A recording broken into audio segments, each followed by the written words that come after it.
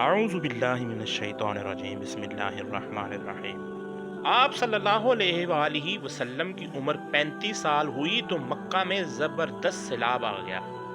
قریش نے اس سیلاب سے محفوظ رہنے کے لیے ایک بند بنا رکھا تھا، مگر یہ سیلاب اس قدر زبردست تھا کہ بند توڑ کر کعبہ میں داخل ہو گیا۔ پانی کی زبردست ریلیں اور پانی کے اندر جمع ہونے کی وجہ سے کعبہ کی دیوار میں شگاف پڑ گئی۔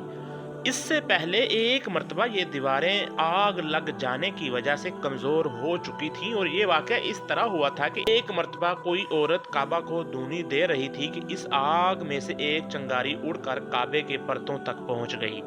اس سے پردوں کو آگ لگ گئی اور دیواریں تک جل گئیں۔ ناظرین، اس طرح دیواریں بہت کمزور ہو گئی تھیں، یہی وجہ تھی کہ سیلاب نے ان کمزور دیواروں میں شگاف کر دیے۔ سیدنا ابراہیم علیہ السلام نے کعبہ کی جو دیواریں اٹھائی تھی وہ 9 گز اونچی تھی اور ان پر چھت نہیں تھی۔ لوگ کعبے کے نذرانے وغیرہ لاتے، یہ نذرانے کپڑے اور خوشبوئیں وغیرہ ہوتی تھیں۔ کعبہ کے اندر جو کنواں تھا، یہ سب نذرانے اس کنویں میں ڈال دیے جاتے تھے۔ کیونکہ کنواں اندرونی حصے میں دائیں طرف تھا، اس کو کعبے کا خزانہ کہا جاتا تھا۔ کعبے کے خزانے کو ایک مرتبہ ایک چور نے چرانے کی کوشش کی، چور کنویں میں ہی مر گیا۔ اس کے بعد اللہ تعالیٰ نے اس کی حفاظت کے لیے ایک سانپ کو مقرر کر دیا۔ یہ سانپ کنویں کے منڈیر پر بیٹھا رہتا، کسی کو خزانے کے نزدیک نہیں آنے دیتا تھا۔ قریش اس سے خوف زدہ رہتے تھے۔ اب جب کہ کعبہ کی دیواروں میں شگاف پڑ گئے اور نئے سرے سے اس کی تعمیر کا مسئلہ آیا، تو اللہ نے ایک پرندے کو بھیجا، وہ سانپ کو اٹھا کر لے گیا۔ یہ دیکھ کر قریش کے لوگ بہت خوش ہوئے۔ اب انہوں نے نئے سرے سے کعبہ کی تعمیر کا فیصلہ کر لیا اور پروگرام بنایا کہ بنیادیں مضبوط بنا کر دیواروں کو زیادہ اونچا اٹھایا جائے۔ اس طرح دروازے کو بھی اونچا کر دیا جائے گا تاکہ کعبہ میں کوئی داخل نہ ہو، صرف وہی شخص داخل ہو جسے وہ اجازت دیں۔ اب انہوں نے پتھر جمع کیے، ہر قبیلہ اپنے حصے کے پتھر الگ الگ جمع کر رہا تھا۔ چندہ بھی جمع کیا گیا، چندے میں انہوں نے پاک کمائی دی، ناپاک کمائی نہیں دی۔ مثلاً طوافوں کی آمدنی، سود کی کمائی کا مال غصب کر کے حاصل کی گئی دولت چندے میں نہیں دی۔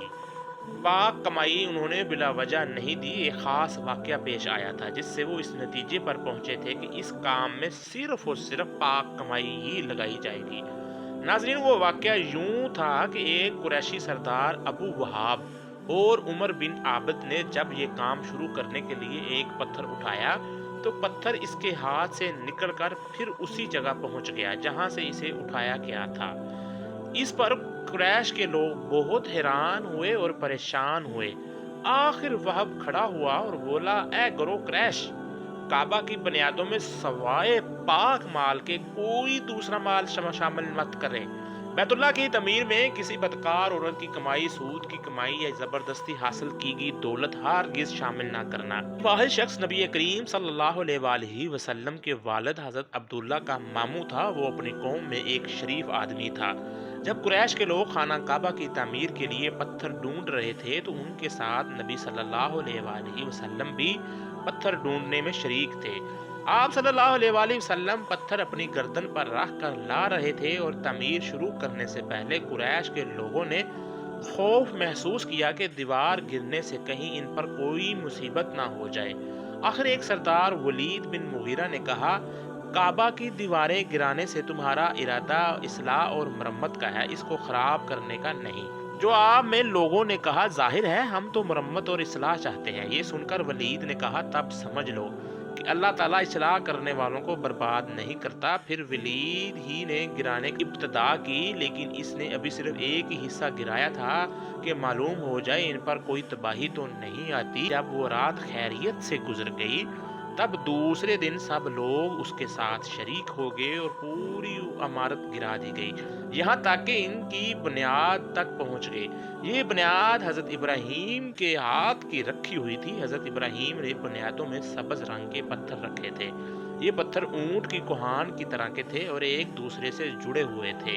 ان لوگوں کے لیے ان کو توڑنا بہت مشکل ثابت ہوا۔ دائیں کونے کے نیچے سے قریش کو ایک تحریر ملی۔ وہ تحریر سریانے زبان میں لکھی تھی۔ انہیں سریانی زبان نہیں آتی تھی۔ नाज़रीन इकराम, आखिर एक यहूदी को तलाश करके लाया गया। उसने वो तहरीर पढ़कर उन्हें सुनाई। मैं अल्लाह मक्का का मालिक, जिसको मैंने इस दिन पैदा किया और मैंने आसमानों और ज़मीनों को पैदा किया। जिस दिन मैं सूरज और चांद बनाए, मैंने इनको यानी मक्का को 7 फरिश्तों के जरिए घेर दिया है। इसकी अजमत इस वक्त तक ख़त्म नहीं होगी जब तक इसके दोनों तरफ पहाड़ मौजूद हैं। और इन पहाड़ों के सरदार, एक तो अबू कीस पहाड़ है जो कि सफ़ा पहाड़ी के सामने है, और दूसरा कान पहाड़ है जो मक्का के करीब है, जिसका रुख अबू कीस पहाड़ की तरफ है। ये शहर अपने बशिंदों के लिए पानी और दूध के लिहाज से बहुत बाबरकत और नफ़े वाला है। ये पहली तहरीर थी वो मकाम इब्राहिम से मिली। इसमें लिखा था, मक्का अल्लाह ताला का मोहतरम और मुअज़्ज़न शहर है। इसका रिज़्क़ 3 रास्तों में से आता है। यहाँ 3 रास्तों से मुराद कुरैश के 3 तजारती रास्ते हैं। इन रास्तों से काफिले आते जाते थे।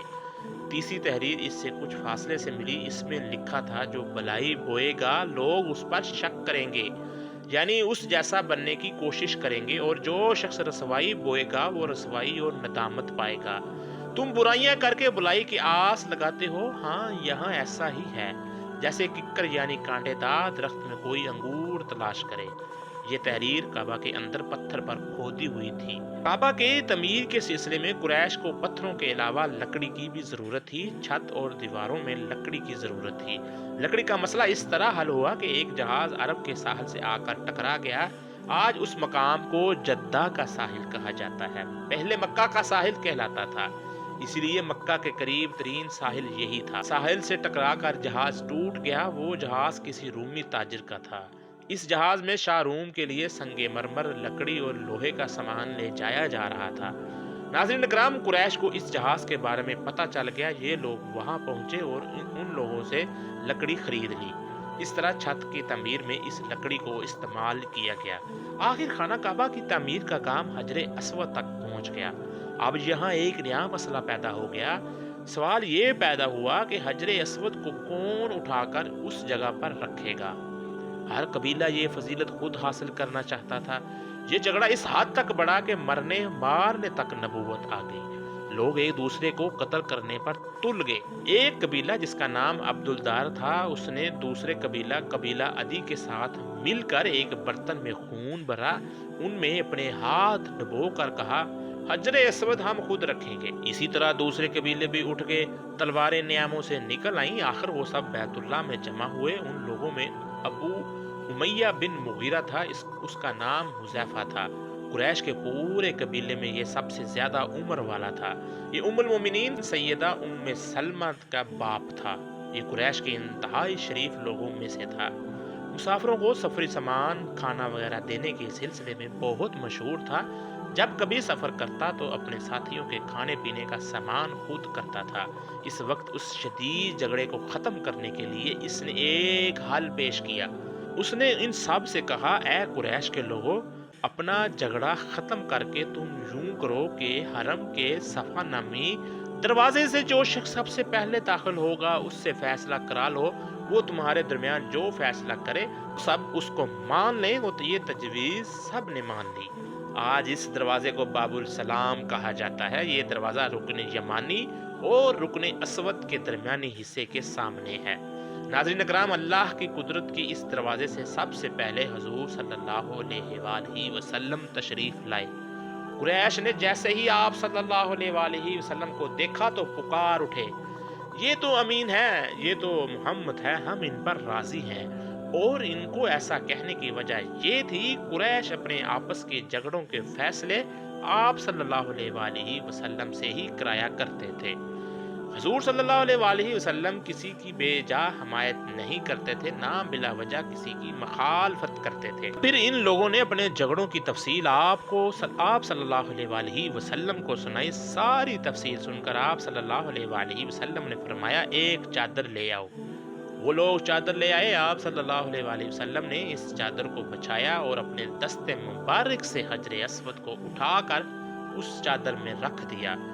उसके बाद आप सल्लल्लाहु अलैहि वसल्लम ने इरशाद फरमाया, ए कबीले के लोगों, इस चादर का एक एक किनारा पकड़ लें, फिर सब मिलकर इनको उठाएं।